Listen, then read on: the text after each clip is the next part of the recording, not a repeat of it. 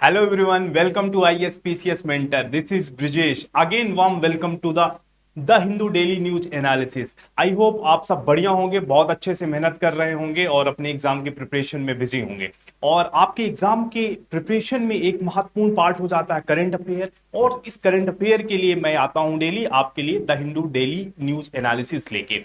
तो the Hindu daily, जैसा आपको पता है कि हम केवल यहाँ पे द हिंदू की केवल न्यूज कवर नहीं करते, बल्कि द हिंदू की जो न्यूज होती है, जो आपके एग्जाम के पर्सपेक्टिव से वो न्यूज जो इंपॉर्टेंट है, उसको हम एक डिटेल्ड एनालिसिस करते हैं, उसके सारे आप एस्पेक्ट को देखते हैं जो कि आपके एग्जाम के लिए रिक्वायर्ड है, वो चाहे प्रिलिमिनरी एग्जाम हो चाहे मेंस एग्जाम हो। तो चलो स्टार्ट करते हैं आज की पहली न्यूज। तो जो आज की पहली न्यूज हो जाती है, तो आज की पहली न्यूज है इंडिया गारमेंट एक्सपोर्ट से रिलेटेड है। ये न्यूज क्या है, इसके कॉन्टेक्स्ट की बात कर लेते हैं। तो ये अभी जो रिपोर्ट आई है उसमें जो इंडिया के टेक्सटाइल गारमेंट के एक्सपोर्ट है उसके बारे में बात की रही कि एक्सपोर्ट की वैल्यू डिक्रीज हुई है। अब इसको हम डिटेल में समझेंगे। तो डिटेल में समझने के लिए एक हम पहले कुछ बेसिक बातें कर लेते हैं। उसके लिए हम तो पहले हम देख लेते हैं कि रिपोर्ट में क्या बातें की गई हैं, रिपोर्ट में क्या चीजें हैं उसको हम पहले देख लेते हैं।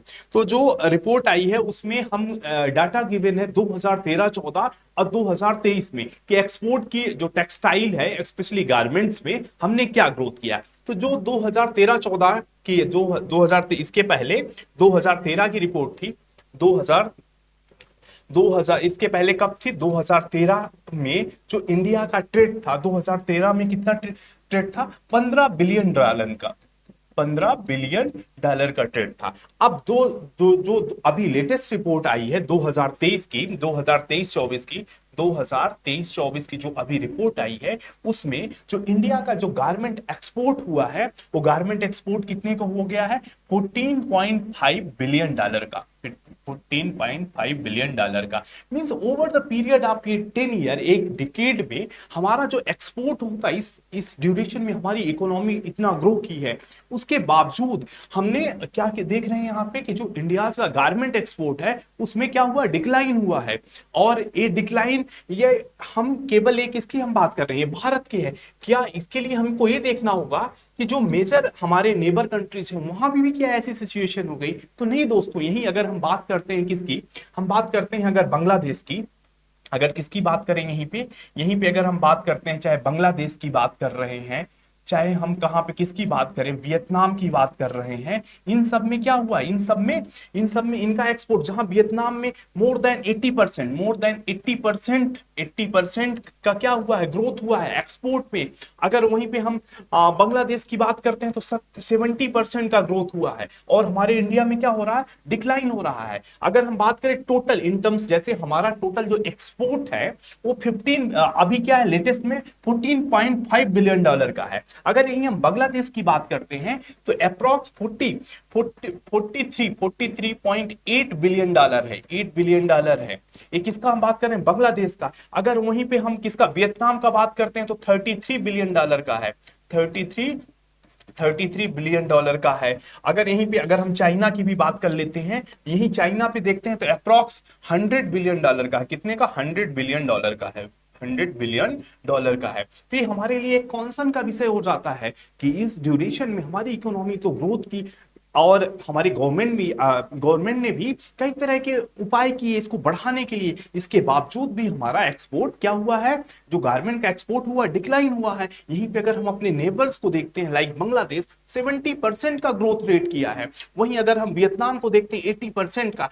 अल्दो चाइना का जो एक्सपोर्ट है वो डिक्लाइन हुआ है, उसके बावजूद इन स्पाइट ऑफ डिक्लाइन, इसके बावजूद भी इंडिया से जहां हमारा 14.5 बिलियन डॉलर का ट्रेड है वहीं पे 100 बिलियन डॉलर का है। तो इसके पीछे हम ये देखते हैं, तो हमको देखना होगा ना कि जो ये रीजन है ये ऐसा क्यों हो रहा है, इसके पीछे क्या रीजन है, और गवर्नमेंट ने इसके लिए क्या एफर्ट किए, जो एफर्ट वो हम अपने जो टारगेट था उसको अचीव नहीं कर पाए। तो इसके लिए जो हम मेन रीजन देखते हैं, तो और इसके पीछे ड्रॉबैक क्या है, क्या पॉलिसी लेवल पे ड्रॉबैक है या कि क्या इसके मेन रीजन है। तो हम देखते हैं कि एक महत्वपूर्ण स्कीम 2021 में हम रिलेटेड गारमेंट सेक्टर के लिए 2021 में, अगर हम बात करें 2021 में हम पीएलआई स्कीम लाएंगे, product link incentive scheme, PLI scheme लेके आते हैं, किसके लिए, टेक्सटाइल के लिए लेके आते हैं।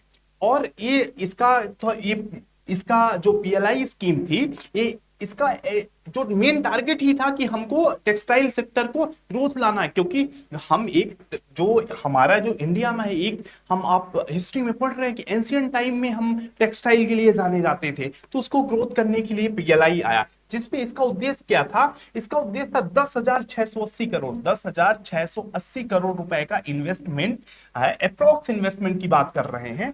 इसमें जो ए पीएलआई थी, प्रोडक्ट लिंक इंसेंटिव स्कीम थी, वो किसे बेसिकली टू चीजों पे थी, यही इसका ड्रॉबैक अभी हम आगे देखेंगे। एक क्या है, मैन मेड फाइबर पे था, किसके लिए था, मैन मेड फाइबर था, और दूसरा था टेक्निकल फाइबर।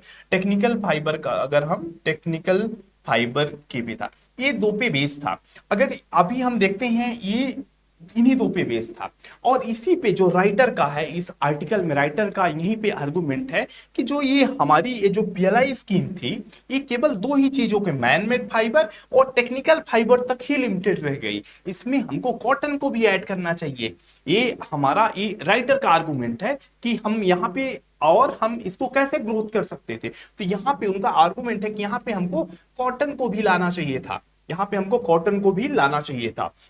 और ये और दूसरी चीज, ये तो टारगेट हुआ, बट क्या जो हमारा ये टारगेट रखे थे 10,680 करोड़ का, वो फुलफिलमेंट हुआ? तो दोस्तों यहां पे भी आई कि यहां पे हमने टू टाइम इन्वेस्टमेंट की जो विंडो थी, इन्वेस्टमेंट की विंडो थी, तो उसको टू टाइम रीओपन किए। एक बार ओपन हुआ, फिर उतना नहीं आया, तो फिर हमने रीओपन किया।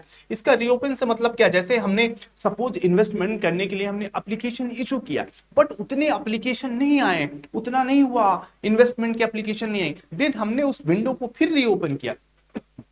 उसके रीओपन करने के बावजूद भी हमारे पास जितना जो है, उसके पास हमारे इसके बावजूद भी वेरी लो इन्वेस्टमेंट रहा। तो एक तो राइटर का यहाँ पे आर्गुमेंट है कि पीएलआई में हमको केवल मैन मेड और टेक्निकल फाइबर तक लिमिटेड ना रह के और भी चीजों को ऐड करना चाहिए। और दूसरी चीज, ये तो हो गया पॉलिसी लेवल पे, क्या बट क्वेश्चन होता है क्या पॉलिसी और चीजों में फुलफिल हुई? तो नहीं दोस्तों, यहाँ पे भी हम जितना टारगेट था उसको भी हमने यहाँ पे नहीं ला पाए। तो इसके पीछे और क्या रीजन यहाँ पे राइटर के द्वारा और रीजन क्या दिया जाता है? एक इसका प्रोविजन था क्यूसीओ। ये क्यूसीओ क्या है दोस्तों? तो ये है एक क्वालिटी कंट्रोल ऑर्डर। ये क्या है? Quality control order. Quality control order. ये दोस्तों क्वालिटी कंट्रोल ऑर्डर क्या था? ये क्वालिटी कंट्रोल ऑर्डर किससे, इंपोर्ट से रिलेटेड था, कि अगर किसी जैसे कोई भी प्रोड्यूसर है, उसको अपने रॉ मटेरियल को इंपोर्ट करना है, तो सबसे पहले एक क्यूसीओ को क्या होना चाहिए, उसके पास सर्टिफिकेट होना चाहिए। इसके लिए उसके पास क्या होनी चाहिए? सर्टिफिकेट होनी चाहिए, सर्टिफिकेट होनी चाहिए। और ये सर्टिफिकेट कौन जारी करता है? तो ये DGFT, director general of foreign trade. ये डीजीएफटी ये कौन होता है? Director general of foreign trade, foreign trade. DGFT का क्या होना चाहिए? क्यूसीओ सर्टिफिकेट होना चाहिए, क्वालिटी कंट्रोल ऑर्डर सर्टिफिकेट। इसमें एक्चुअली होता क्या था क्यूसीओ में, कि आप जो ऑर्डर कर रहे हो उसके रिलेटेड वो पूरी क्वालिटी कंट्रोल करने के लिए एक हमको सर्टिफिकेट चाहिए होती थी, वो जारी करता था डीजीएफटी, जारी करता था। एक महत्वपूर्ण जो यहाँ पे इस जो पॉलिसी लेवल पे जो फेल्योर हुआ था, उसका रीजन यहाँ पे आर्टिकल में राइटर ये बता रहे हैं क्यूसीओ है। अब ये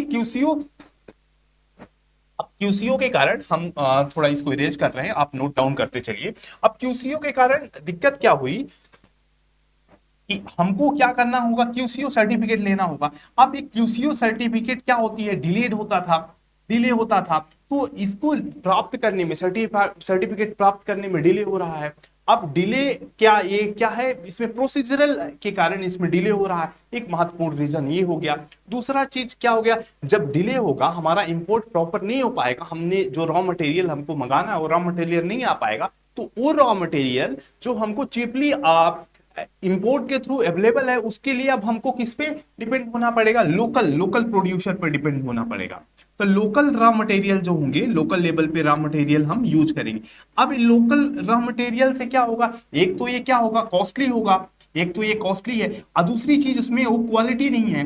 तो ना तो हमारा वर्ल्ड लेवल का जो हमारा जो आइटम होगा वो ना तो वर्ल्ड लेवल की क्वालिटी को मैच कर पाएगा और दूसरी चीज कॉस्टली भी होगा, तो प्राइस लेवल पे भी और क्वालिटी लेवल पे भी मैच नहीं कर पाएगा। और तीसरी चीज इससे क्या हो रहा है, जो इससे डिले हो रहा था और इन सबको क्या मैन्युफैक्चरिंग कॉस्ट जो होती है, मैन्युफैक्चरिंग कॉस्ट जो होती है वो इंक्रीज हो जाती है।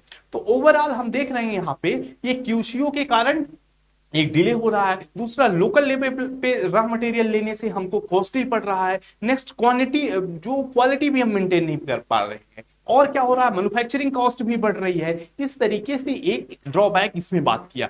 तो हमने पॉलिसी लेवल पे दो चीजों की बात किया, एक क्यूसीओ की बात कर रहे हैं, क्वालिटी कंट्रोल ऑर्डर का जिसकी सर्टिफिकेट चाहिए, नेक्स्ट हमको इन्वेस्टमेंट भी नहीं मिला उतना, और क्या रीजन था, और तीसरा रीजन एक था कि इसमें हमने बात किया कि जब पीएलआई में हमने केवल मैन मेड फाइबर और टेक्निकल फाइबर की बात किया, कॉटन नहीं है इसमें, जो राइटर का आर्गुमेंट है कि उसमें कॉटन को भी ऐड करना चाहिए। तो एक महत्वपूर्ण रीजन हो गए कि इसके लिए ये फेल्योर का एक महत्वपूर्ण रीजन की बात कर लिया हमने। अब बात करते हैं कि आगे हमारे पास क्या है, आगे हमारे पास वे क्या है। तो आगे हम ये भी देखेंगे, कोई भी इशू होता है तो हम उसके आगे की भी बात करेंगे ना कि हमारा आगे की राय क्या है। ये तो बात हो गई कि हमने अपने आइडेंटिफाई कर लिया कि अच्छा अगर एक डिकेड में हमने हमारा जो ग्रोथ था वो डाउन हुआ है तो उसके पीछे रीजन क्या थे। अब रीजन आइडेंटिफाई होने के बाद और आपको मेंस आंसर राइटिंग में भी अब आगे की राय को भी बताना होगा ना, वे फॉरवर्ड भी तो बताना होगा। तो इसके लिए क्या है, हमको जो है क्या बनाना होगा आगे के लिए, हमको डोमेस्टिक में डाइवर्सिफिकेशन लाना होगा, डाइवर्सिफिकेशन लाना होगा। और डोमेस्टिक डाइवर्सिफिकेशन के लिए जो हमारी पीएलआई है, प्रोडक्शन लिंक्ड इंसेंटिव स्कीम है, इसमें क्या होना, इसमें भी डाइवर्सिफाई करना होगा। सबसे पहले इसकी भी बात कर देंगे कि प्रोडक्शन लिंक्ड इंसेंटिव क्या होती है। ये इसका उद्देश्य ही क्या था, डोमेस्टिक प्रोडक्शन को बढ़ाना। एक हम यहाँ पे आ गए, इसके बारे में बता रहे हैं, ये पीएलआई कई सेक्टर में लाया गया, तो इसका जो मेन ऑब्जेक्टिव क्या था कि जो डोमेस्टिक प्रोडक्शन है उसको बढ़ाना, डोमेस्टिक मैन्युफैक्चरिंग को बढ़ाना, डोमेस्टिक मैन्युफैक्चरिंग को बढ़ाना था।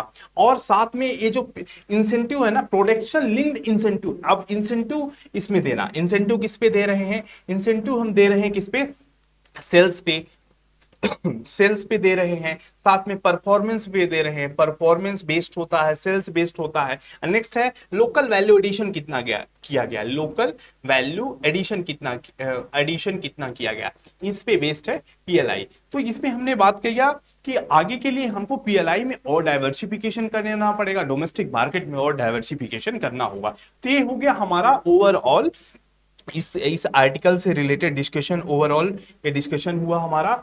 और अगर हम और कुछ बातें रह गई हैं तो उनको देख लेते हैं। तो ये आर्टिकल हमारा देखा हमने, तो इसकी बात किया, वही यहाँ पे हम देख लेते हैं कि वही चीज कहा गया है कि यहाँ पे जो है वियतनाम जहाँ 82% का ग्रोथ किया है, वहीं पे बांग्लादेश 70% का ग्रोथ किया है। ये पीएलआई स्कीम की बात की हमने 2021 में लॉन्च किया था, ये हो गया। और हाँ, तो ओवरऑल इसको हमने देख लिया। अब नेक्स्ट हम आर्टिकल पे आते हैं, आज की जो दूसरा आर्टिकल है उस पे आते हैं। ये क्या है, डायसन स्फीयर इन एनर्जी डेवर। तो ये क्या है, डायसन स्फीयर क्या है, इसके बारे में बात कर लेते हैं। तो इसकी बेसिक चीज पे पहले हम बात कर लेते हैं कि डायसन स्फीयर है क्या। तो दोस्तों डायसन स्फीयर जो है ये क्या है, हाइपोथेटिकल फिनोमेना है, हाइपोथेटिकल मतलब कि मींस ये एक तरह से परसेप्शन है, डायसन का परसेप्शन है। अब ये परसेप्शन क्या है, पहली चीज इसको डायसन स्फीयर है क्या, इसमें परसेप्शन ये है कि एक फ्यूचरिस्टिक एक है, ये क्या है, फ्यूचरिस्टिक बेस्ड है, मतलब ये फ्यूचर की बेस्ड है, फ्यूचरिस्टिक की बेस्ड है कि जब हमारी सिविलाइजेशन और आगे बढ़ेगी और अर्थ क्या होगा, अर्थ जो है हमारा, अर्थ की जो एनर्जी हमारी एनर्जी रिक्वायरमेंट की, जो हमारी एनर्जी की नीड है, एनर्जी की जो हमारी नीड है, उस नीड को फुलफिल नहीं कर पाएगी, उस नीड को फुलफिल करने के लिए एक कॉन्सेप्ट की बात यहाँ पे किया जा रहा है, किसका, डायसन स्फीयर की बात की रही है। डायसन स्फीयर क्या है, कोई एक स्टार की बात करते हैं, इसमें मेन फिनोमेना क्या है उसको समझ लेते हैं। तो कोई एक स्टार की बात करते हैं, यहाँ पे हम जैसे सन ही ले लिए, तो क्या है ये सन, ये क्या है, एक स्टार है। और इस स्टार, जैसे इस स्टार की बात किया, और इस स्टार के सामने एक क्या है, एक चारों ओर इसके एक हेमिस्फीयर है, एक स्फीयर है। और ये जो स्फीयर होगा, ये स्फीयर जो है यहाँ पे अगर हम बात करें, ये जो स्फीयर है, ये स्फीयर कैसे होगा, ये जो स्फीयर है, ये स्फीयर, ये आर्टिफिशियल स्फीयर होगा। ये जो चारों तरफ इसके स्फीयर है, ये क्या होगा, एक आर्टिफिशियल स्फीयर होगा। ये कौन सा है, आर्टिफिशियल स्पेयर होगा, आर्टिफिशियल स्पेयर होगा। और इसके एक रेडियस में, एक लॉन्ग रेडियस में, स्पेयर इतना क्लोज नहीं होगा, इसके लॉन्ग रेडियस में एक आर्टिफिशियल स्पेयर होगा। और ये हैबिटेबल होगा, यहाँ पे क्या होगा, हैबिटॉट होगा, लोग यहाँ पे रहेंगे, रहेंगे। और यहाँ पे बात की कर रहे हैं कि जैसे यहाँ पे बात करते हैं, जैसे हम स्पेस में जाते हैं, वहां कई तरीके से हमको इंफ्रारेड मिलती हैं, इंफ्रारेड मिलती हैं। और ये इंफ्रारेड जो होती हैं कई बार अननोन होती है, कई कैसे होती हैं, अननोन होती हैं।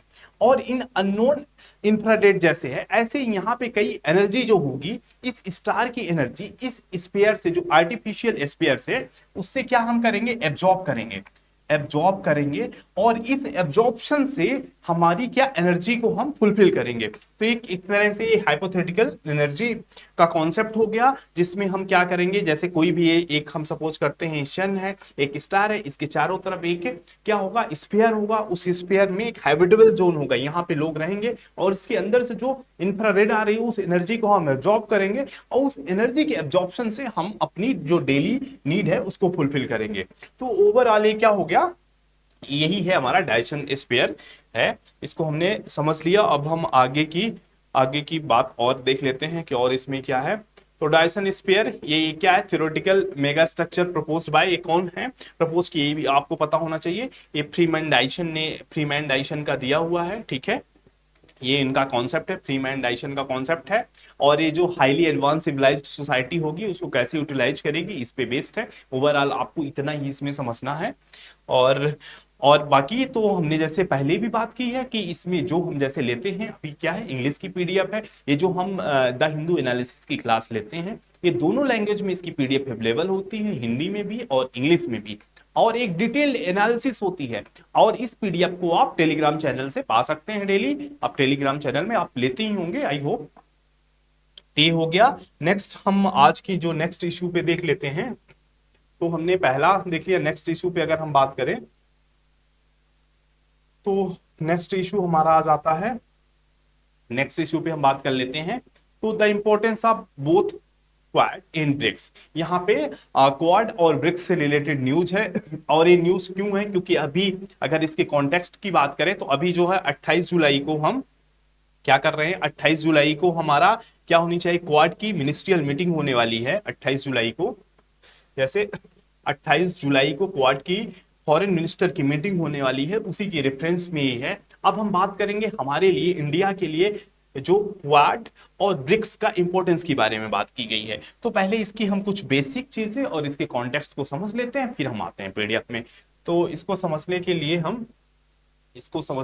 एक हम पहले पेज ले लेते हैं, फिर उसके बाद देखते हैं क्वाड और ब्रिक्स दोनों के लिए देखते हैं। तो दोस्तों, क्वाड और ब्रिक्स जैसे हम बात कर रहे हैं, क्वाड और ब्रिक्स की, तो क्वाड कब अस्तित्व में आया, तो सबसे पहले इसको देखना होगा, क्वाड का ओरिजिन को क्वाड के देखते हैं। तो क्वाड का जो ओरिजिन, हाँ ये देख लेते हैं क्वाड।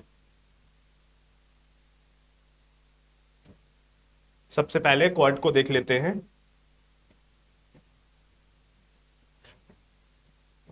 दोस्तों क्वाड क्या है, एक क्या है, एक इनफॉर्मल ग्रुपिंग है। क्या है, इनफॉर्मल, एक देखते हैं पहली चीज क्या है, एक इनफॉर्मल ग्रुपिंग है, एक इनफॉर्मल ग्रुपिंग है। जैसे इस कोई एग्रीमेंट से नहीं बना हुआ है, क्या कोई एग्रीमेंट नहीं है, ये कैसे है, एक इनफॉर्मल ग्रुपिंग है। पहली चीज तो यही हो गया, इनफॉर्मल ग्रुपिंग है। उसके बाद इस पे किस पे है, बेसिकली बात करता है, स्ट्रेटजिक है, स्ट्रेटजिक है। और जैसे इसमें कौन कौन से नेशन, इसमें 4 नेशन है, जैसे आपको पता ही होगा। एक कौन सा होगा, ऑस्ट्रेलिया, यूएसए अमेरिका, और कौन हो गया, जापान और इंडिया। ये 4 नेशन बने। वैसे ऑफिशियली ये किसकी है, 2007 में, 2007 में ये 2007 में किसकी माइंड में है, तो 2007 में जो शिंजो अबे जापान के प्राइम मिनिस्टर, जापान के प्राइम मिनिस्टर, उनकी शेष थी। दिन 2017 में ये ऑफिशियली, मतलब 2017 में ये एग्रीमेंट के फॉर्म में आता है। और जिसका मेन अगर ऑब्जेक्टिव की बात करें, इसका मेन ऑब्जेक्टिव क्या है, इसका मेन ऑब्जेक्टिव की अगर बात करते हैं तो किस पे बेस्ड है, मैरीटाइम सिक्योरिटी पे। किस पे, मैरीटाइम, समुद्री सुरक्षा, मैरीटाइम सिक्योरिटी पे बेस्ड है, मैरीटाइम सिक्योरिटी पे बेस्ड है। जो कि ऑफिशियली हम बात कर रहे हैं कि ये ऑर्गेनाइजेशन और इंडिया क्या पर्सपेक्ट करता है, मैरीटाइम सिक्योरिटी है मेन फोकस। और नेक्स्ट है क्लाइमेट चेंज पे भी ये बात करता है, क्लाइमेट चेंज, क्लाइमेट चेंज ये नेक्स्ट ट्रेड पे भी बात करता है। पर मेजर हम बात करते हैं मैरीटाइम सिक्योरिटी के लिए। अब ये मैरीटाइम सिक्योरिटी कहां पे है, ये जो ऑर्गेनाइजेशन एक्वायर्ड, ये कहां पे काम कर रहा है, Indo Pacific, Indo Pacific area में काम कर रहा है। अब इंडो पैसिफिक एरिया में इसका इंपॉर्टेंस, मैरीटाइम सिक्योरिटी का इंपॉर्टेंस क्यों होता है, क्योंकि इस ऑर्गेनाइजेशन का भी इसी से इंपॉर्टेंस पता चलता है। क्योंकि यहाँ पे किसका डोमिनेंस है, यहाँ पे किसका डोमिनेंस है, इस क्षेत्र में हमको चाइना का डोमिनेंस देखने को मिलता है, चाइना का डोमिनेंस देखने को मिलता है इसी चीज में। जैसे south China, over south China sea में यहाँ पे है चाइना का डोमिनेंस है। एक्चुअली ये ओपनली नहीं कहा जाता, पर वर्ल्ड का व्यू क्या है, ये तो ये जो हम बात कर रहे हैं ये वर्ल्ड का व्यू है। जो ऑर्गेनाइजेशन का है, अगर क्वाड का व्यू क्या है कि हम मैरीटाइम सिक्योरिटी, क्लाइमेट चेंज पे काम कर रहे हैं। पर अगर हम वर्ल्ड क्या कहता है इनको, वर्ल्ड का व्यू अगर हम देखते हैं, वर्ल्ड क्या कहता है कि वर्ल्ड एक्चुअली इनको कहता है कि ये चाइना को एक तरह से काउंटर करने के लिए ऑर्गेनाइजेशन की बात किया गया है। यहाँ पे बात करता है कि ये चाइना को काउंटर करने की बात करता है। नेक्स्ट और हम बात करते हैं कि इस पे, इसके रिलेटेड एक क्वाड हो गया। और हम फिर ब्रिक्स की बात कर लेते हैं, देन आते हैं कॉन्टेक्स्ट पे आते हैं। तो अगर हम ब्रिक्स की बात करें, ब्रिक्स, ब्रिक्स की बात कर लेते हैं। और ब्रिक्स क्या है, तो एक्चुअली ब्रिक्स की जब हम बात करते हैं तो ब्रिक्स का ओरिजिन कब माना जाता है, 2001 से इसका है। बट ऑफिशियली कब आता है, 2010 में आता है। और ये क्या है, एक फॉर्मल ग्रुपिंग, जैसे वो क्या था, इनफॉर्मल ग्रुप था, इसी तरीके से क्या है, ये फॉर्मल ग्रुप है। अब मेजर कौन है, डेवलपिंग कंट्री, जितनी भी डेवलपिंग कंट्री हैं उनका एक तरह से फॉर्मल ग्रुप होता है। और इसका इंपॉर्टेंस, ब्रिक्स का इंपॉर्टेंस इससे हो जाता है कि ये 42% जो ग्लोबल पॉपुलेशन को, ग्लोबल पॉपुलेशन है जो हमारी, जो ग्लोबल पॉपुलेशन का 42% पॉपुलेशन को कवर करता है। अगर पॉपुलेशन के साथ अगर हम बात करें तो ये 30% वर्ल्ड टेरिटरी को, जो क्षेत्र है टोटल वर्ल्ड की जो टेरिटरी है, क्षेत्र को 30% एरिया को कवर करता है। और अगर हम बात करें इंपॉर्टेंट क्यों हो जाता है, ये वर्ल्ड की जीडीपी का 23%, जीडीपी, ग्लोबल जीडीपी का 23% कवर करता है। और अगर हम बात करें 18% ये क्या, 18% ये ग्लोबल ट्रेड को कवर करता है, ग्लोबल जो ट्रेड है उसको 18% ग्लोबल ट्रेड को कवर करता है। तो इस तरीके से ये ब्रिक्स हमारे लिए, ब्रिक्स की इंपॉर्टेंस हो जाती है। अब हम इस पे जो बात कर रहे हैं कि हमारे लिए जरूरी क्यों हो जाता है, इसकी बात यहाँ पे है। तो यहाँ पे जो अगर हम बात कर रहे हैं हमारे लिए ब्रिक्स और क्वाड दोनों जरूरी क्यों हो जाता है, तो एक तो हमने बात की है यहाँ पे जो राइटर का आर्गुमेंट है। तो राइटर का आर्गुमेंट ये होता है कि जैसे एक तो इस पे जो अभी समिट होने वाली है तो उसमें बात कर रहे हैं कि जहां एक तरफ वर्ल्ड का क्राइसिस में है, वहां पे यूएनएससी का जो रोल है वो रोल स्टिग्नेंट होता जा रहा है। जैसे अभी यूक्रेन क्राइसिस हुआ, देन अरब क्राइसिस, इन सब में क्या यूएनएससी ने कोई एक्टिव अपना रोल प्ले नहीं किया है उसमें। और जो अगर हम देखते हैं वर्ल्ड लेवल पे और जो इवेंट हो रही है उसमें जो इसका रोल क्या हो रहा है, घट रहा है। इस पे राइटर कहता है कि ये ऐसे समय पे हो रही है तो इस पे इसका इंपॉर्टेंस और भी बढ़ जाता है। और इसकी बात एक तो ये हो गया। अगर दूसरी बात करते हैं कि एक, जैसे ये यूएस है और ये यूएस जो है इंडिया के साथ ट्राई कर रहा है, तो इंडिया कोई यूएस का अलाय नहीं है ना। जैसे अगर हम बात करें इसमें से तीन जो चार हैं, चार ग्रुप में जो चार हैं, वो चार में तीन ऐसे नेशन है जो यूएस के एलाई हैं, जैसे उसके नेटो के मेंबर हैं या कि एलाई हैं, जैसे ऑस्ट्रेलिया भी है, जापान भी है, ये एलाई। बट इंडिया कोई एलाई नहीं है। तो इस समय इस पे अब पहले क्या होता था कि यूएस किसी एलाई नेशन से अपना कोई भी जैसे एग्रीमेंट नहीं करता था। बट ये इंपॉर्टेंस को शो कर रहा है कि इंडो पैसिफिक रीजन में इसका इंपॉर्टेंस क्या है। और कुछ जो इंपॉर्टेंट चीजें हैं उसको हम पीडीएफ से भी देख लेते हैं। तो इस तरीके से हमने देखा कि ये कैसे इंपॉर्टेंट होता जा रहा है। ये हो गया हमारा। तो यहाँ पे हम जब क्वाड को देखते हैं, यहाँ पे क्वाड के देखते हैं, क्वाड वैसे भी ये क्वाड्रिलेटरल है, यहाँ पे देखते हैं क्वाड्रिलेटरल है, इसी वजह से इसको क्वाड भी हम कह रहे हैं। तो ये हमने बात किया कि इसके member Australia, US and Japan, ये क्या हो गए, इसके मेंबर हो गए, इसके इसके मेंबर हो गए। नेक्स्ट हम फोर नेशन, ये कॉमन ग्राउंड क्या है इनका, जिसपे ये बात करते हैं, इनका कॉमन ग्राउंड क्या है, तो इनका कॉमन ग्राउंड अगर हम बात करते हैं तो ये क्या है, मैरीटाइम ट्रेड, हमने बात किया मैरीटाइम ट्रेड एंड सिक्योरिटी इनका मेन कॉमन ग्राउंड है। जो इसका मेन उद्देश्य क्या है, free open and prosperous Indo Pacific region को बनाना है। और क्वाड हमने बात किया है, सबसे पहले 2007 में शिंजो अबे था, देन 2017 में ये फाइनली क्या होता है, India, Australia, US and Japan ये आते हैं टू और क्वाड्रिलेटरल कोalition का गठन करते हैं, इसका नाम क्वाड पड़ता है। ये चीज तो हो गई बेसिक, इसको हमने पहले भी देखा।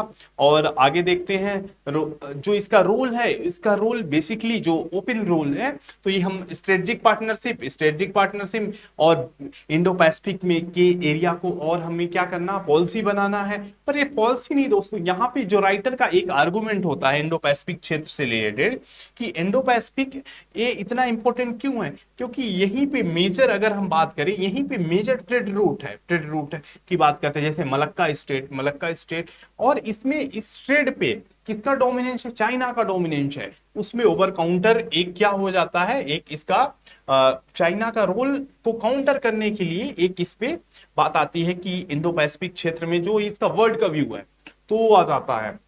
नेक्स्ट हम ह्यूमैनिटेरियन असिस्टेंस, ये तो हो गया। और हम नेक्स्ट बात कर लेते हैं कि यहाँ पे ब्रिक्स की बात, तो ब्रिक्स की बात हमने किया ही। और इस तरीके से दोस्तों ये देखते हैं कि यहाँ पे हमने इस आर्टिकल को देखा। अब नेक्स्ट आर्टिकल पे हम चलते हैं, हमारा नेक्स्ट आर्टिकल किस पे बेस्ड है, हाँ, और आज 22 जुलाई है, और 22 जुलाई को क्या हम मनाते हैं, फ्लैग डे मनाते हैं, आप भूलना नहीं। आज क्या है, नेशनल फ्लैग डे है, आज नेशनल फ्लैग डे है। और ये कब हमने अडॉप्ट किया था, आज 22 जुलाई 1947 का कॉन्स्टिट्यूएंट असेंबली ने अडॉप्ट किया था हमारा जो आज नेशनल फ्लैग है। अब हम यहाँ पे देखेंगे over the period of time हमारा जो नेशनल फ्लैग का जो हमने अडॉप्शन है उसको देखें। तो सबसे पहले 1906 में जो 1906 में अनऑफिशियल फ्लैग ऑफ इंडिया ये था। देन उसके बाद 1931 में नहीं 1907 में ये हमारा बर्लिन कमेटी ने फ्लैग होस्ट किया बीकाजिगामा, कहाँ पे, जर्मनी में। ये हमारा इंटरनेशनल लेवल पे पहला फ्लैग होता है। देन ये 1917 ड्यूरिंग होम रूल मूवमेंट की हमारा फ्लैग हुआ। देन अनऑफिशियली 1921 में ये फ्लैग हमने अडॉप्ट किया, और उसके बाद 1931 में ये हमने फ्लैग था, और वर्तमान में तो आप जान ही रहे ये हमारा ट्राई कलर हो गया। नेक्स्ट हम बात करते हैं हिस्ट्री, नेशनल फ्लैग की हिस्ट्री की बात करते हैं। तो इसमें पहले देख लेते हैं, तो हमने पहले देखा पहला फ्लैग का हमारा डिस्प्ले कब हुआ था, 1906 में हुआ था, पहला 1906 में हुआ है था। और ये कहां पे हुआ था, अगस्त 7 1906 के कोलकाता के पारसी बागान स्क्वायर में हमारा पहला ग्रीन पार्क जो है वहां पे पहला हमारा डिस्प्ले हुआ था। और ये किसका सिंबल था, यहाँ पे जो रेड स्ट्रिप हमने देखा, रेड स्ट्रिप और symbol of the sun in crescent moon while the green strips featured 8 half open lotus। तो ये हमारा जो पहला होता है कब होता है आपको भूलना नहीं, 1906 में होता है। नेक्स्ट हमने 1907 में देखा था, कौन, मैडम भीखाजी कामा ने इसको जर्मनी में होस्ट किया था, और ये पहला इंटरनेशनल लेवल पे पहला अडॉप्टेड फ्लैग हो जाता है। देन अगर उसके बाद हम बात करते हैं, उसके बाद होम रूल के समय 1917 में होम रूल तो आप जानते ही हैं, एनी बेसेंट और लोकमान्य तिलक ने अडॉप्ट किया था 1917 में, उसको हमने फ्लैग देखा ही है। नेक्स्ट जो हमारा अभी फ्लैग है हमारा जो ट्राई कलर है वर्तमान में, वो किसकी देन है, तो ये पिंगाली वेंकैया की देन है। और एक यहाँ पे इन्होंने बात की, पहली बार ऑल इंडिया कांग्रेस कमेटी के 1921 में इन्होंने प्रपोज किया था। और फिर जवाहरलाल नेहरू जो ऑफिशियली कॉन्स्टिट्यूएंट असेंबली में आता है, तो जवाहरलाल नेहरू के रेजोल्यूशन पे लाया गया था, इंडिया फर्स्ट प्राइम मिनिस्टर। और ये हमारा जो फ्लैग है, तो आप ये जानते ही हैं कि इसका जो टोटल हमारा, अगर हम बात करें कि इसका रेशियो क्या है, तो विड्थ और लेंथ 2:2 क्या है, 3 है। और the motion adopted universally by the assembly. तो इस तरीके से हमारे आज हम देखते हैं कि जो वर्तमान में हमारा फ्लैग है उसका रूप। नेक्स्ट बात कर लेते हैं नेक्स्ट आर्टिकल पे। तो नेक्स्ट आर्टिकल अब हमारा आज का एडिटोरियल एनालिसिस भी होता है, ये किस पे है, female employment to counter unemployment, ये फीमेल एम्प्लॉयमेंट से रिलेटेड रिपोर्ट पे एक डिबेट है, इसको देखते हैं। तो सबसे पहले इसकी कुछ मुख्य चीजों को देख लेते हैं हम। इस आर्टिकल में मुख्य चीजें हैं, सबसे पहले उसको देख लेते हैं। तो एक हम बेसिक चीज इस आर्टिकल के बारे में बात कर लेते हैं, उसके बाद हम इस पीडीएफ में देख लेते हैं। तो इस आर्टिकल में सबसे पहली जो बेसिक बताया गया है, तो यहाँ पे लेबर फोर्स पार्टिसिपेशन रेट पे जो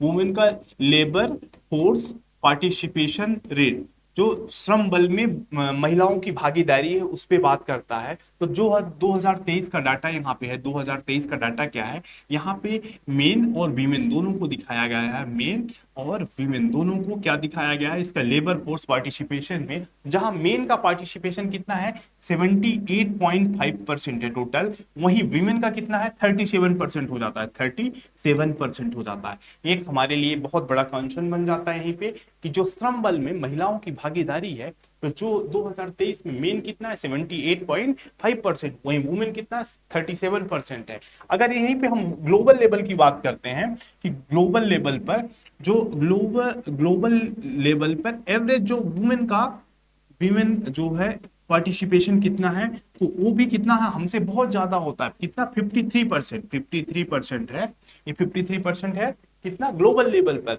और यहीं पे हम अगर इंडिया की बात करते हैं अपने अभी वर्तमान में, तो 37% है। और यहीं पे बात नहीं की गई है, यहाँ पे राइटर यहाँ पे भी बताते हैं कि ये जो लेबर फोर्स पार्टिसिपेशन है वुमेन का, वहां पे जो अगर रूरल और अर्बन और भी डिवाइड है, यहाँ पे रूरल और अर्बन डिवाइड भी देखने को हमको मिलता है।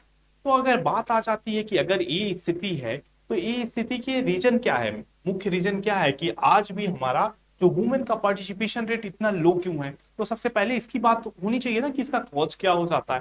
तो अगर हम इसके कॉज की बात करते हैं कि इसका मेन कॉज क्या है, तो सबसे पहले यही बात आ जाती है कि हमारा सोसाइटल स्ट्रक्चर की बात आ जाती है। किसकी? सोसाइटल प्रेशर या स्ट्रक्चर की हम बात कर लेते हैं। सोसाइटल प्रेशर ये सामाजिक जो इसमें प्रेशर की, जैसे हमारे इसमें क्या रोल हो जाता है, जैसे अगर हम बात करें तो क्यों रूल है, जैसे बाल विवाह हो गया, बाल विवाह आदि, जैसे एक समाज का क्या हो गया, एक परसेप्शंस बन गया है कि जो वुमेन के लिए क्या है, वुमेन के लिए एक परसेप्शन बन चुका है, सोसाइटी का एक प्रेशर है। तो एक रीजन वो हम देख लेते हैं, जहां अर्ली मैरिज हो गया, उनके एजुकेशन पे हम कम प्रायोरिटी, जैसे एजुकेशन की प्रायोरिटी नहीं है। एजुकेशन में पहले प्रायोरिटी किसकी होती है, मेल को होती है। ये हमारी प्रैक्टिकल माइंडसेट है, प्रैक्टिकल रीजन है ये। तो एक सोसाइटियल हो गया। नेक्स्ट हम बात कर लेते हैं एक और क्या क्यों हो गया, जो लेबर फोर्स श्रम बल में भागीदारी ना होने का। और हम क्या देख लेते हैं, एक तो सेफ्टी एंड सिक्योरिटी। ये चाहे हम वर्क फोर्स की बात करें, चाहे एजुकेशन लेवल पे बात करें, उनकी एक बहुत महत्वपूर्ण चिंता का विषय है उनकी सेफ्टी और सिक्योरिटी के लेके। उनकी महिलाओं की सेफ्टी और सिक्योरिटी ना होने के कारण आज उनकी श्रम बल में भागीदारी, श्रम बल के साथ साथ उनका जो शिक्षा में भागीदारी हम बात करें, तो उसकी क्या होती जाती है, कम होती जा रही है। तो एक महत्वपूर्ण रीजन क्या हो जाता है, सेफ्टी एंड सिक्योरिटी हो जा रहा है। अगर नेक्स्ट की बात करते हैं तो नेचर ऑफ जॉब की बात करते हैं, या काइंड ऑफ जॉब की भी बात कर लेते हैं कि मेजर जो जॉब का नेचर हुआ वो क्या हो गया है। जैसे महिलाओं की अगर जॉब हम कुछ सेक्टर स्पेसिफिक हो गया, जैसे वो केवल लिमिटेड रह गई हैं, लाइक बंधानी या कि एम्ब्रॉयडरी वर्क हो गया, एम्ब्रॉयडरी वर्क हो गया, ये केवल इसी तक सीमित रह गई हैं। उनके जॉब का एक नेचर जैसे हो गया है कि वो उनके जॉब में डाइवर्सिफिकेशन नहीं हो गया, जो वुमेन स्पेसिफिक जॉब हो गए केवल वहीं तक लिमिटेड रह गई हैं। एक रीजन यही हो जाता है। और अगर हम रीजन की बात करते हैं, तो एक तो जो हमारा ग्रोथ हुआ है इस ड्यूरेशन में, आफ्टर ये जो ग्रोथ हुआ है वो एक तरह से जॉबलेस ग्रोथ हम टर्म कर देते हैं। यहाँ पे जो जॉब का क्रिएशन हुआ है जॉबलेस ग्रोथ है, हमारा जॉब का ग्रोथ के कंपेयर में जो जॉब क्रिएट नहीं हुए हैं, इस तरीके से एक रीजन तो जॉबलेस ग्रोथ हो जाता है। तो ये तो हो गया जो इंपॉर्टेंट फैक्टर की हम बात करें जिसके कारण जो लेबर फोर्स पार्टिसिपेशन में वीमेन का रोल कम हुआ है। बट अगर हम बात करें कि इसका इम्पैक्ट क्या हुआ है, अगर इनका पार्टिसिपेशन होता तो और नहीं हुआ तो उसके पीछे इंपैक्ट क्या है, तो बहुत बड़ा इंपैक्ट है, इसको भी हमको समझना बहुत जरूरी हो जाता है। तो अगर हम इंपैक्ट की यहीं पे हम किसकी बात कर लेते हैं, इंपैक्ट की बात कर लेते हैं। इनका इंपैक्ट क्या हुआ है दोस्तों, इसको मैं पहले इसको नोटिस कर लेना, अब मैं रियाज कर रहा हूं। इसकी इम्पैक्ट की बात कर लेते हैं, इम्पैक्ट की बात करते हैं। तो सबसे पहले हम बात करते हैं इकोनॉमिक इम्पैक्ट, इकोनॉमिक इम्पैक्ट की बात करते हैं, इकोनॉमिक इम्पैक्ट की बात कर रहे हैं। तो ये मेजर इकोनॉमिक इम्पैक्ट हुआ, कैसे इकोनॉमिक इम्पैक्ट कम हुआ, क्योंकि half of the population, approx half of the population क्या हुआ, वो प्रोडक्शन प्रोसेस में, प्रोडक्शन प्रोसेस में क्या कर रहे हैं, पार्टिसिपेट ही नहीं हो रहे हैं। प्रोडक्शन प्रोसेस में, उत्पादन में क्या हो रहा है, उनकी भागीदारी ही नहीं है। जब उत्पादन में भागीदारी नहीं है तो उतना क्या होगा, उत्पादन नहीं होगा, प्रोडक्शन नहीं होगा, प्रोडक्शन नहीं होगा तो क्या होगा, जो हमारी जीडीपी है वो जीडीपी भी क्या होगी, कम होगी। अगर इनका प्रोडक्शन में रोल होता, प्रोडक्शन और बढ़ता, तो फर्दर हमारी जो जीडीपी है वो और बढ़ती। एक तरह से हम देखते हैं इकोनॉमिक इंपैक्ट हुआ। इकोनॉमिक इंपैक्ट के साथ हम देखते हैं दूसरा poverty, poverty reduction, poverty reduction. अब पॉवर्टी रिडक्शन कैसे देखते हैं कि अगर अगर जैसे सपोज किसी फैमिली में अगर 5 मेंबर है, उसमें से 2 मेंबर ही वर्किंग है, 3 मेंबर डिपेंडेंट है, तो डिपेंडेंट रहेंगे तो ये जो पॉवर्टी है वो पॉवर्टी कैसे दूर होगी, अगर सारे लोग का पार्टिसिपेशन हो तो क्या होगा, पॉवर्टी रिडक्शन में बहुत हेल्प होगी। पॉवर्टी रिडक्शन रिडक्शन या कि गरीबी को कम करने में महत्वपूर्ण भागीदारी निभा सकती हैं महिलाएं। तो नेक्स्ट हो गया, अगर और हम बात करते हैं तो और क्या हो जाता है, नेक्स्ट एक है human capital creation, human human capital, human capital, human capital आपको पता ही है कि ह्यूमन कैपिटल अगर अगर वीमेन का वर्क फोर्स में पार्टिसिपेशन होता तो फर्दर क्या होता, एक तरह से ह्यूमन कैपिटल होता, ह्यूमन एज ए कैपिटल बनती। कैपिटल मींस रिसोर्स, जो फर्दर क्या होती, इकोनॉमी और सोसाइटी को बूस्ट करती। अगर अभी हम बात कर रहे हैं जेंडर इंपावरमेंट की बात कर रहे हैं, जेंडर इंपावरमेंट कैसे होगा, यही तो सोर्स है ना कि अगर हम उनको लेबर फोर्स पार्टिसिपेशन का पार्ट बनाते तो उनके क्या होगा, फाइनेंशियली इंपावर होंगे, फाइनेंशियली क्या होंगी, इंपावर होंगी। अब फाइनेंशियली जब इंपावर होंगी और साथ में वो क्या होंगे, अपने हेल्थ, हेल्थ हो गया, एजुकेशन हो गया, एजुकेशन हो गया, साथ में चिल्ड्रन, साथ में जो बच्चे होते हैं उनके भी एजुकेशन की बात हो, तो ये कितना बड़ा इकोनॉमी के एक तरह से हम क्या कर रहे हैं, इकोनॉमी या कि सोसाइटी जिसकी भी बात करें उसमें एक तरह से हम एक तरह एज ए कैपिटल ये ट्रीट करते हैं, बट वो कैपिटल की जगह क्या हो गई है, बर्डन हो चुकी, क्योंकि वो पार्टिसिपेशन ही नहीं है उनका। तो एक तरीके, और दूसरा एक तो ये हो गया। नेक्स्ट अगर हम बात करें तो रेड्यूस, और हम क्या कर सकते हैं, fertility, reduce fertility, reduce fertility and population growth. ये क्या करती है, population growth, population population growth, population जो ग्रोथ है, पॉपुलेशन जो हमारा क्या है, जो जनसंख्या वृद्धि है, पॉपुलेशन ग्रोथ है, उसको भी हम टैकल कर सकते हैं। ये क्या है, इनवर्स, एक थ्योरी है किसकी, इनवर्स ट्रांजिशन थ्योरी है, इनवर्स इनवर्स ट्रांजिशन थ्योरी है कि अगर वीमेन क्या होती है, वर्क फोर्स का पार्टिसिपेंट होती है, वर्क फोर्स पार्टिसिपेशन उनका बढ़ता है, कार्य, उनका कार्य बल में भागीदारी होती है, तो उससे क्या होता है कि उससे जो फर्टिलिटी रेट है, ये कई रिपोर्ट है कि फर्टिलिटी रेट वैसे भी किसी भी नेशन के जहां पे वीमेन पार्टिसिपेशन ज्यादा वहां ऑटोमेटिक लो हो जाता है। और इससे जो हमारा एक पॉपुलेशन ग्रोथ, जनसंख्या वृद्धि एक महत्वपूर्ण जो इशू बना हुआ है, उसको हम टैकल कर सकते हैं, एक महत्वपूर्ण इंपैक्ट हो जाता है। और बात करते हैं अगर, और साथ में इससे और क्या होगा, रिड्यूस होगा gender related violence, gender related क्या होगा, जेंडर रिलेटेड वायलेंस में भी, जेंडर रिलेटेड वायलेंस में भी हमको क्या देखने को मिलती, ये जेंडर रिलेटेड वायलेंस में भी हमको कमी देखने को मिलती। जेंडर रिलेटेड वायलेंस कैसे, जब अगर वुमेन इंपावरमेंट होती, फाइनेंशियली इंडिपेंडेंट होती, तो वो अपने अगेंस्ट वायलेंस को, जो हम जो उनके अगेंस्ट जो वायलेंस हो रहा है, वो खुद अपने आप सक्षम होगी ना, वो खुद एक कैपिटल, ह्यूमन कैपिटल है, वो खुद अपनी चीजों को लड़ के ले सकती थी। तो ये चीजें, ये क्या हो गया, महत्वपूर्ण इंपैक्ट हो गया किससे, लेबर फोर्स पार्टिसिपेशन, श्रम बल में महिलाओं की भागीदारी ना होने का। और हम नेक्स्ट बात कर लेते हैं कि ये तो वे, अब हमको इससे निपटने के लिए क्या करना चाहिए, आगे की राय क्या है, वे फॉरवर्ड क्या है, इसको भी देख लेते हैं।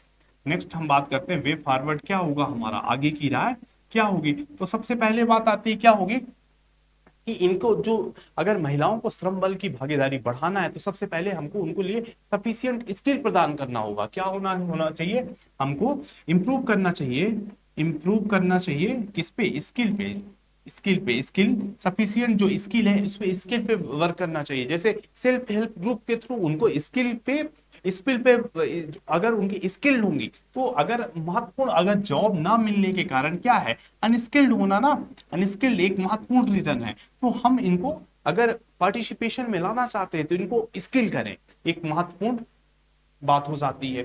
आगे की बात करें और क्या होगा, और हमको क्या होना चाहिए, इंप्रूवमेंट करना चाहिए, किसमें इंप्रूवमेंट करना चाहिए, वर्क इन्वायरमेंट में, वर्क इन्वायरमेंट में, इन्वायरमेंट में वर्क इन्वायरमेंट में इंप्रूवमेंट करना होगा। जो जहां पे है, जहां सर्विस है, सेफ्टी इन्वायरमेंट मतलब उनके लिए सेफ्टी सिक्योरिटी और इन्वायरमेंट क्या होना चाहिए, जो कि कोऑपरेशन को होना चाहिए, विमेन पार्टिसिपेशन तभी बढ़ेगा। तो एक महत्वपूर्ण वे हो जाता है। अगर नेक्स्ट बात करें हम पॉलिसीज लेवल पे भी, पॉलिसीज में भी हमको क्या करना चाहिए, थोड़ा वुमेन ओरिएंटेड होना चाहिए, जिससे क्या होगा उनका पार्टिसिपेशन और बढ़ सके। ये महत्वपूर्ण फैक्टर हो गए। अब हम देख लेते हैं पीडीएफ में कि और इसके रिलेटेड महत्वपूर्ण चीजें क्या हो जाती हैं।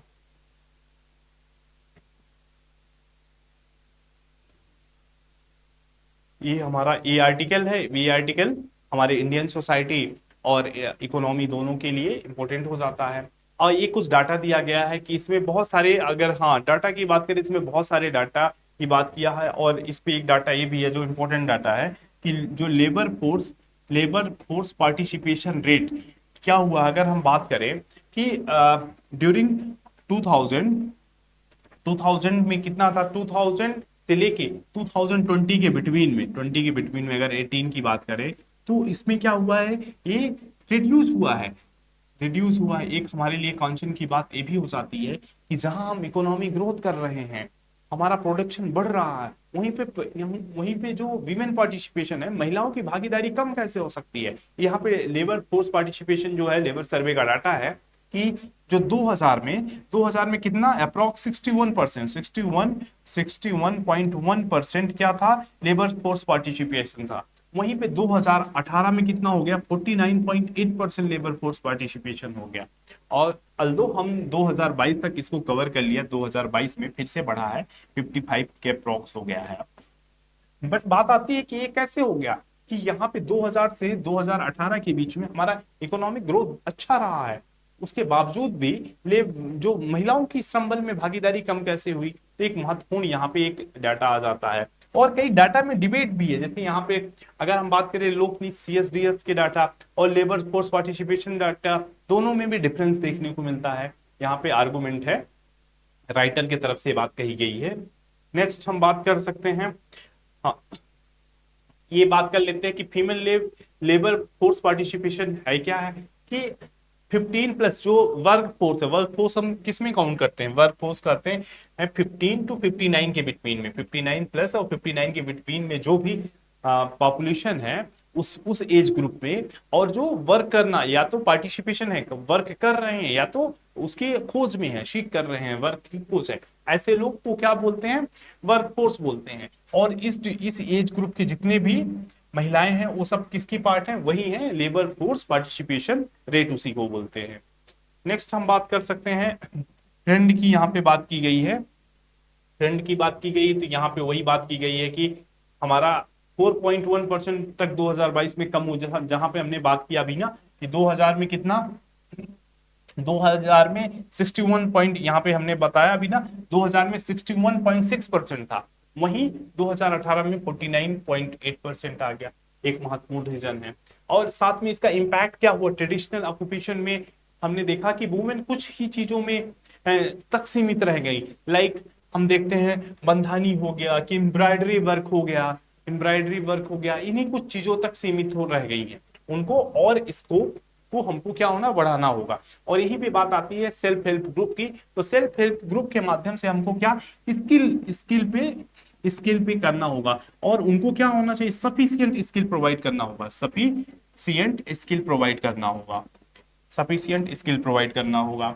नेक्स्ट बात आती है कि barrier in opportunities to female employment. अब यहाँ पे बैरियर क्या है, यहाँ पे हमने बताया ना, इस रिपोर्ट में भी बात की गई कि लोकल अर्बन बहुत ज्यादा डिवाइड है, वो बैरियर है। इकोनॉमिक एम्पावरमेंट और फैमिली वेलफेयर, तो ये हमने इसकी भी बात कर रखा है।